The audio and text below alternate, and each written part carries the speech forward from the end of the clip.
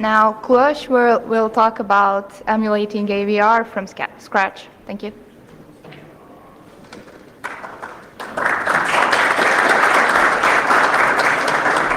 So, hi, I'm Cluosh, and today I'm going to talk a bit about emulating AVR and the AVR architecture in general.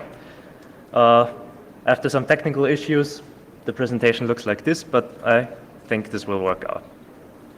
I'm a student at Vienna University of Technology, currently studying software engineering. You can find me on Twitter and Mastodon, and I'm a member of the WeOwnU CTF team, which is probably the reason this presentation is happening at all. What are we going to talk about? We're going to talk about AVR. AVR is a microcontroller architecture, probably most known for the Arduino. And it's a popular 8-bit microcontroller architecture in general. You can find it in cars, in keys, everywhere. It's cheap and it's efficient, and it's easy to learn. So how did I come up with the idea of writing an AVR emulator anyways? It started with participating in the RHME CTF, which is an embedded CTF designed to simulate the embedded system in a car. And after the qualification period, they would send you an AVR board, customly designed, with a CAN bus module. And this was the main CTF challenge. So there were quite a few reversing challenges. Other than the reversing challenges, you could not read the firmware because the firmware was encrypted. And I just started statically analyzing the firmware, just looking at the disassembly. And I thought, okay, maybe it would be nice if I could execute this and see what it does. So I was looking for existing emulators that would help me find out what I wanted to find out, namely what is the software doing, what is it sending on the UART port.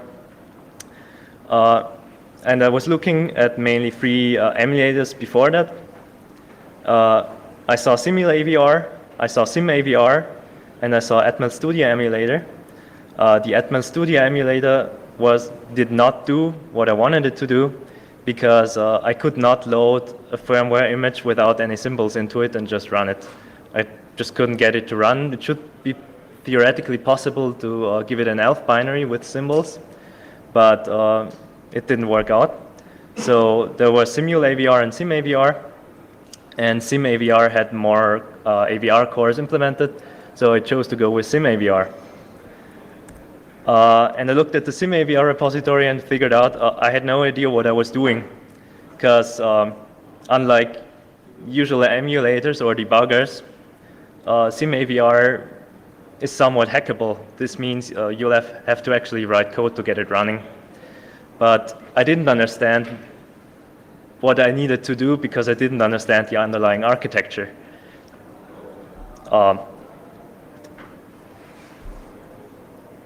So to get around that, I just decided to write my own emulator, mainly to understand what is happening in SimAVR and what is happening in the underlying AVR architecture. I also wanted to make it somewhat simple to use with a graphical interface, because I'm more the visual type. I like working with visual tools.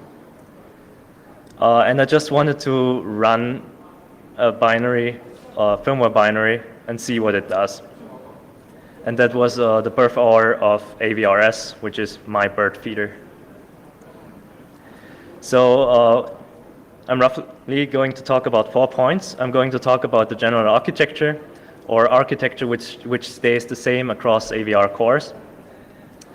I'm going to talk about how to emulate the basic stuff, and I'm going to talk about how to emulate peripherals. And then I'm going to show off the emulator as it exists now. So let's talk about the architecture. When we say AVR architecture, we mean something vague, because there are a lot of device-specific differences across all the existing AVR cores. If you write software for one AVR core, you can't just run it on any other AVR core. But there are things that stay the same across the architecture, which is that we have a Harvard architecture. So the program memory and the actual RAM or working memory is completely separate. This means you can't just write code into the RAM and execute it from there. You'll have to flash your code into the flash memory, and it will be executed from there. The flash memory is usually bigger than the SRAM because it's cheaper, and it has limited write cycles. So you can't just go ahead and modify the firmware while it's running as much as you want, because sometimes you won't have the ability to write there anymore. Yeah, you usually have some kind of EEPROM on the AVR board because you want to persist some data across reboots or resets. For example, if you have a car key, you might want to store the nonce of the key in the EEPROM. You also have different memory layouts per device, which is mainly on the SRAM side. The program memory layout stays usually the same with a few differences. So the program memory consists of the application section, and if your AVR CPU supports it, you'll also have a boot flash section. Where this boot flash section ends and starts can be defined with fuses. Also, if it can write and which section can write to the flash memory. Because you have a specific instruction which can write to the flash memory, but if you have permission settings, protective bits for the sections, you'll have to enable them in order to be able to write there. Because you might not want to have a firmware writing to the program memory all the time and waste your write cycles, but rather have it do it by the bootloader. And you can do the stuff like encrypting or decrypting parts of the firmware with the bootloader before you actually run it. The data memory is more interesting because it doesn't only consist of the SRAM, but it maps a lot of stuff in there. Things that are in the data memory on almost all devices or on all devices are I/O registers, which enables communication with peripherals, and some kind of SRAM. Everything else is usually not fixed, so you might have the first 32 registers in there, you might not have them in there. On AVR Xmega, you have EEPROM mapped into the data memory. And the different sections of memory behave differently, because if you want to access registers, accessing registers is cheap.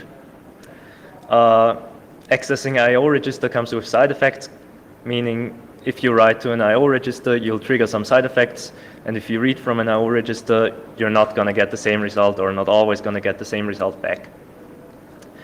And then you'll have the SRAM, which behaves as we would expect memory to behave.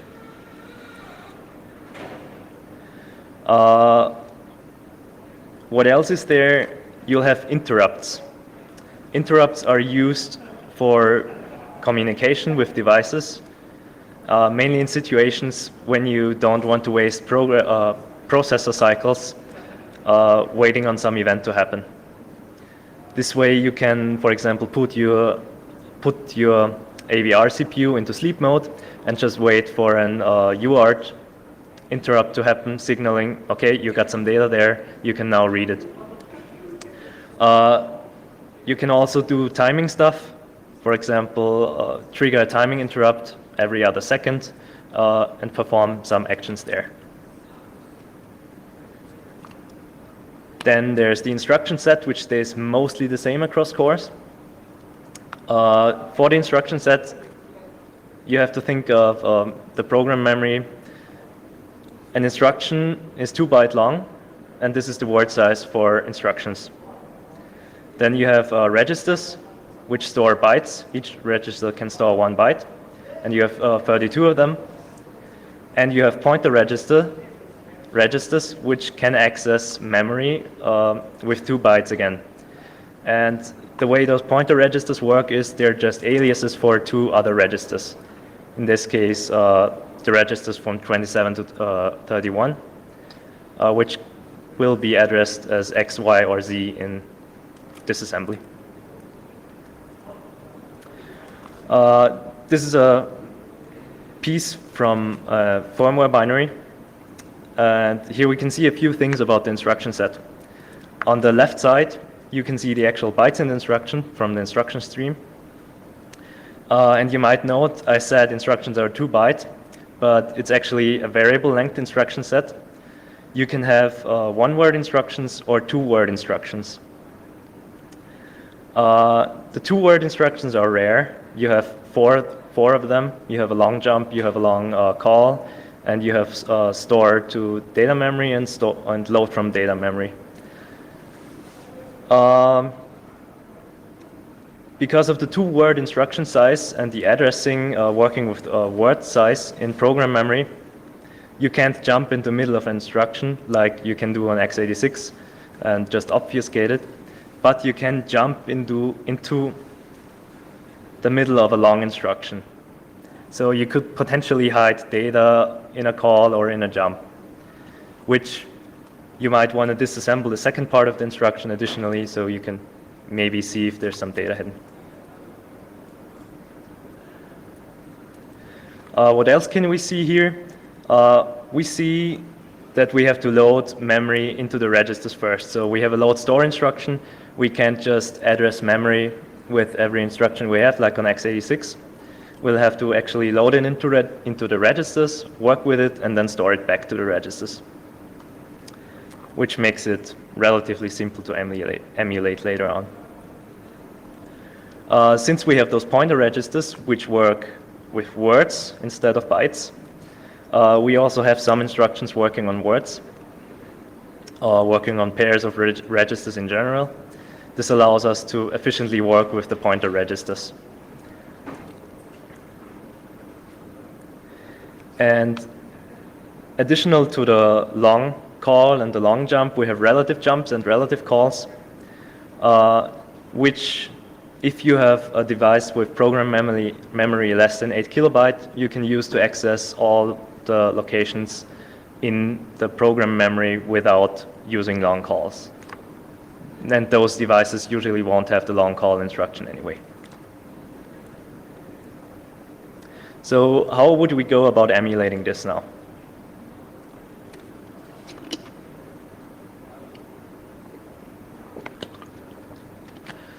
First, we'll have to look at the instruction stream and decode the actual instruction to find out what it's doing.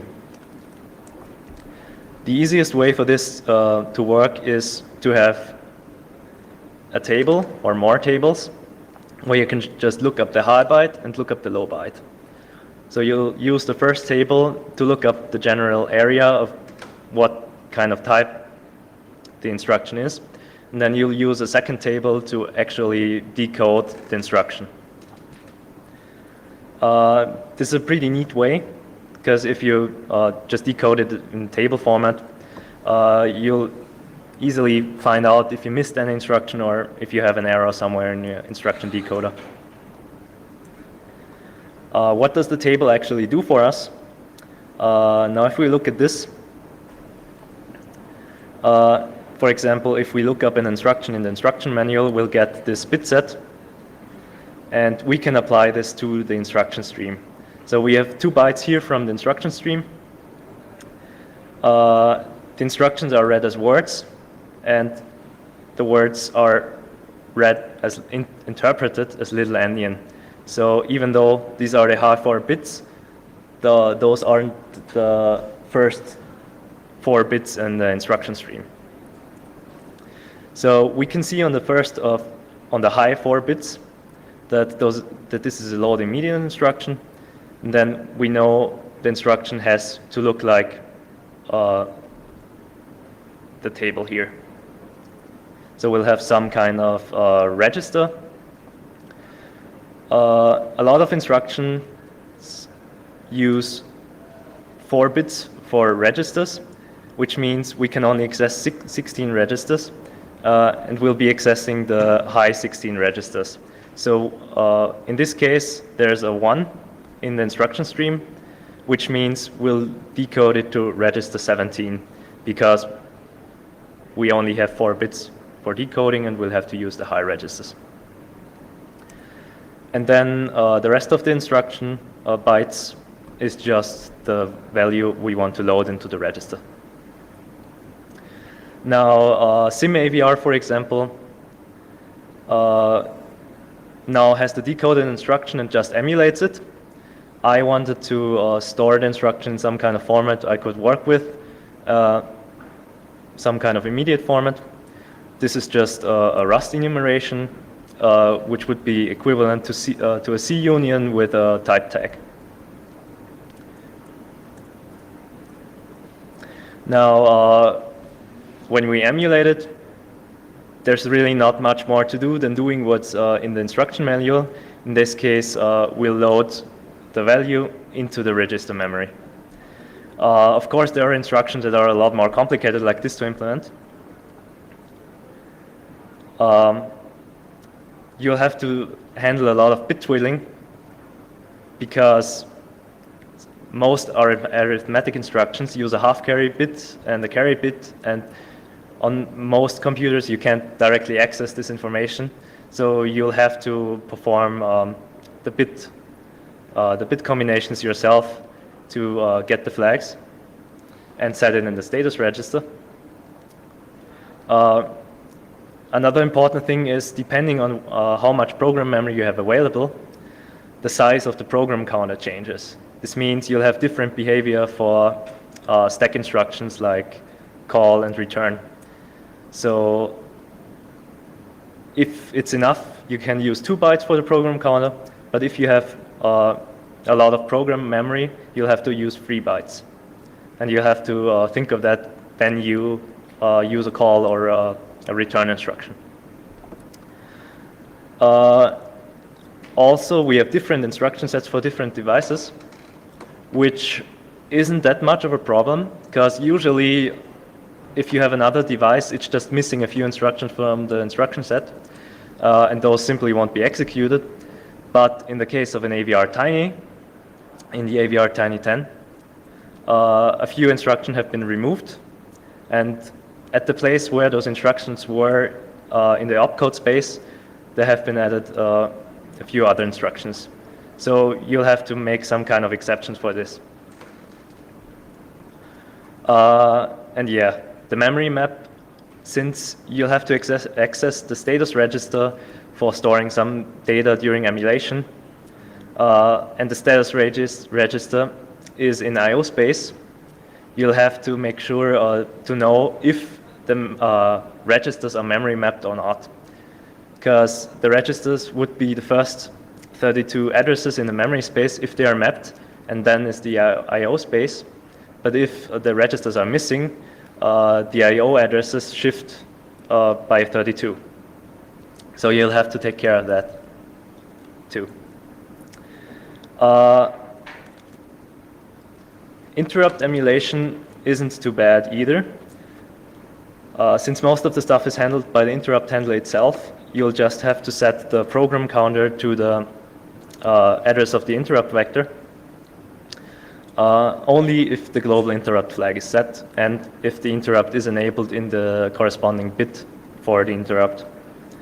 What's important to note here is that you clear the interrupt flag when entering the interrupt handler, because if you leave it on, you'll get pretty much a stack overflow, because the interrupt will trigger again immediately, most probably.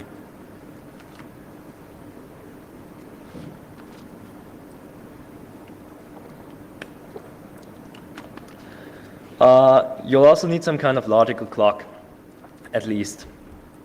So most firmware will have some kind of timer functionality, for example, triggering an interrupt every millisecond or so. So the processor needs a concept of time. The easiest way to do this is just to assign 1 cycle to every instruction, and just use the count as a clock. This isn't accurate because different instructions take different cycles to execute, but it will do to just introduce some concept of time. And accuracy usually isn't that important for the use case, at least not for mine.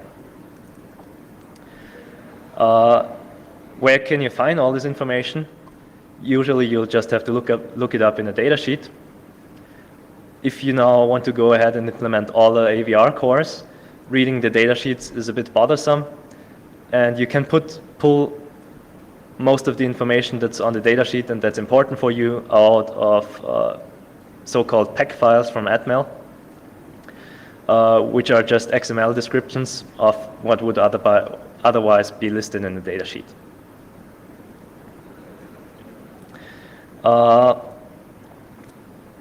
Now you can't do much with the instruction set alone. If you implemented all instructions, as in the instruction manual, you'll still need some way to communicate with the outside world, or to perform some operation that is too complex to be included in the instruction set. For example, setting some processor settings or the watchdog timer. And for the sake of simplicity, I'll just treat all those devices the same regarding whether it's a device that actually communicates with the outside world or whether it's actually some processor setting that never leaves the processor itself. The peripheral communication happens mainly with I/O registers.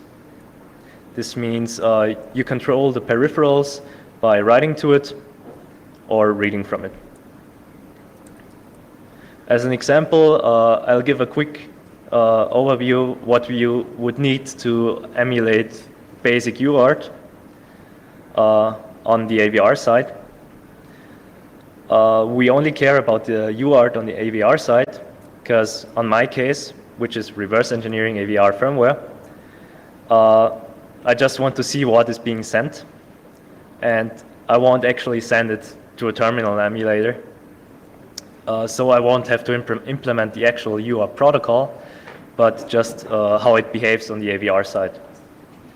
And for the proof of concept, we'll use the registers as specified for the ATmega 328, because those change if you use another core.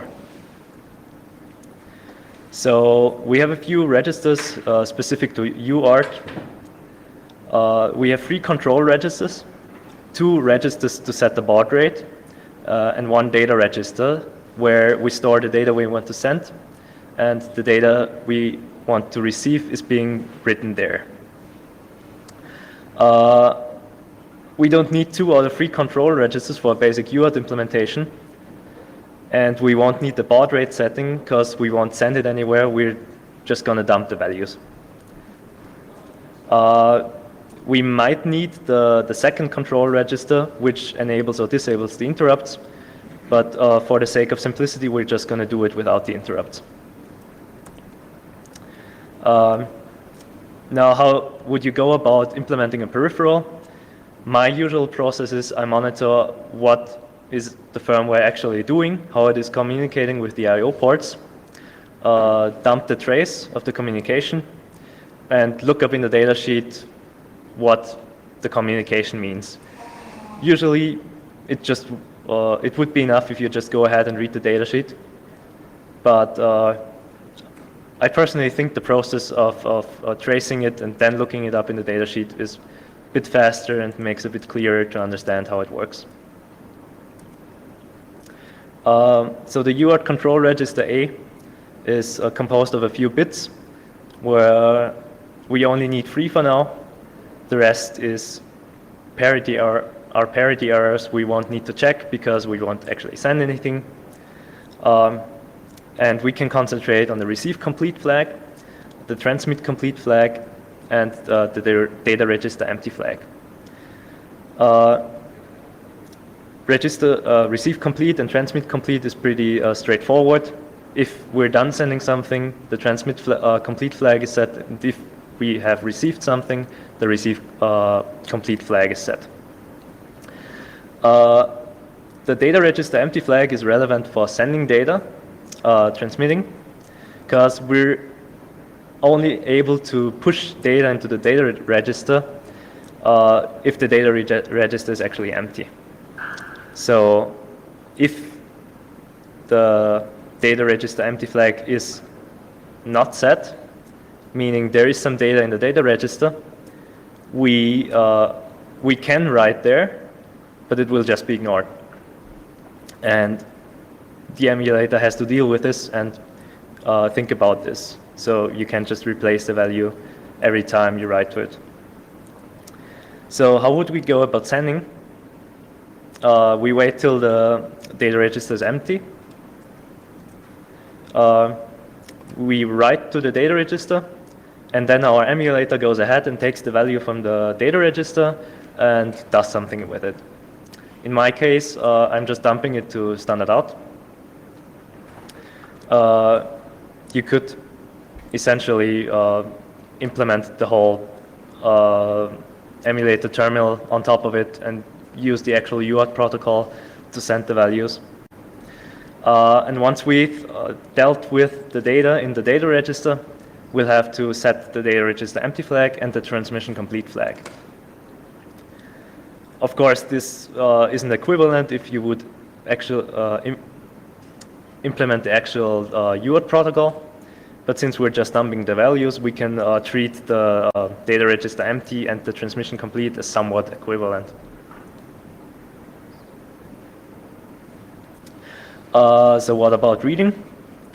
Reading is basically the other way around, except we won't have the data register empty flag, because now the data register has to have some value, and we can just read from the data register. Now, how does that work when combined with transmitting? If you read from the data register, you'll get different behavior than when you write to it.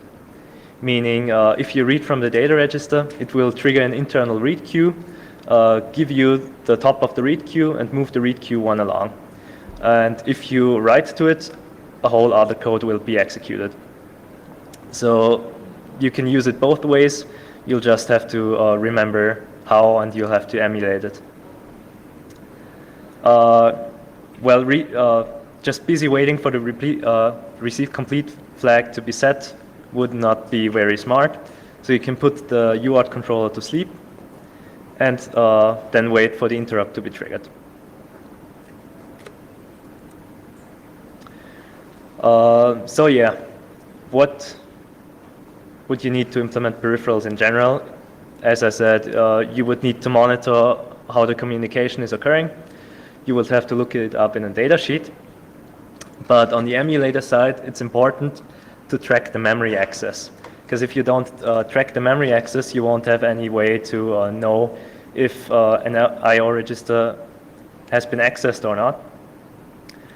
You'll have to supply some kind of mechanism to allow handler routines, which you can just use as callbacks for read and write on I/O registers. And you'll have some kind of main handler where you handle the peripheral logic, for example, copying values around or dumping it to the command line or whatever you want to do with the peripheral. How does SimAVR go about this? This was one point I wasn't able to understand in the beginning. SimAVR has a pretty modular system for adding new components. And the main three interface points for those components are the interrupt definitions, handlers for I/O read and write, and internal interrupt requests. Internal interrupt requests in SimAVR don't have to do with actual interrupts on the AVR device and are used as some kind of signal slot mechanism for communicating between SimAVR modules. Defining the interrupts of the module is pretty straightforward with the SimAVR macros. And once you're done with defining your interrupt, you'll just register it. As I said, you can put handlers on I/O read and write. You'll just write your callback function to handle the logic, what happens on a read or a write, and then you'll register it on a specific I/O register, and it will be executed once you write or read from it. And you have the internal interrupt requests, which mainly consist of three functions. You can register a callback, which will be called once the interrupt request is raised. You can raise an interrupt request, and you can connect to interrupt requests. Now, what you can do with this is, for example, do what I have done with the UART example, where I can just dump the values to standard out. In this case, you could do the same in SimAVR and have another module where you, instead of just dump the UART values to standard out, could collect data from all peripherals in one module and have this one module log all the interactions with the other modules. Yeah, and here are some SimAVR resources if you want to have a look at it. I recommend SimAVR. SimAVR is pretty mature, and if you know how the underlying architecture works, it isn't that hard to actually get into it. So if you want to use it for production reverse engineering, this is probably the best bet. How did I go about implementing my emulator? I used Rust as backend and C++ for the Qt GUI. The project is still pretty much ongoing. For now, only the ATmega 328, which is the Arduino core, and the ATxMega 128 is supported. I will release the code as soon as I hand it in my bachelor thesis, because the project is bound to my bachelor thesis, and I don't know if it's a good idea to release the code beforehand. Before we go to questions, let's do a live demo.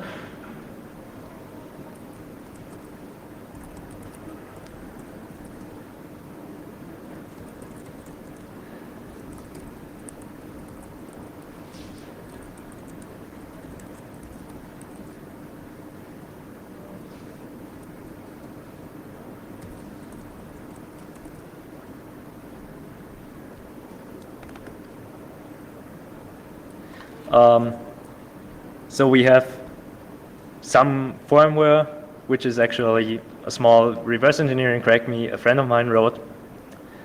And we load it into the emulator. And what we see is, we see the disassembly, which we get for free once we do the instruction decoding.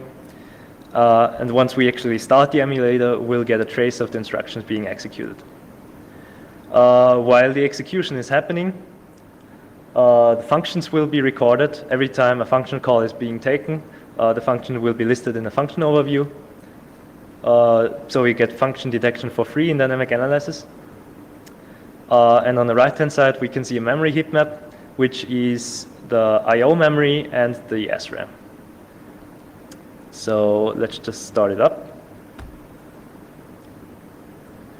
And in the beginning, the program just copies data into SRAM or clears the SRAM, as we can see in the heat map. In the heat maps, the write axes are marked with red color and the read axis with blue color. And depending on how recent the axis is, it is either brighter or darker. So we might see something. Yeah. Since I don't output the UART in the GUI yet, I output it to standard out, and it just says enter your PIN. Now we can enter something. Yeah, but it won't give you any feedback right now. But we can see once we enter the PIN, a lot of other functions are being triggered, and then we could go and reverse engineer what the actual PIN is. And we can also stop and single step if we want to look something in detail. And that's as much functionality as the graphical user interface has right now. The backend is mostly complete. Now I just need to implement most of the GUI features. There are already some other features like memory view, but I have disabled them because I don't want it to crash in a live demo.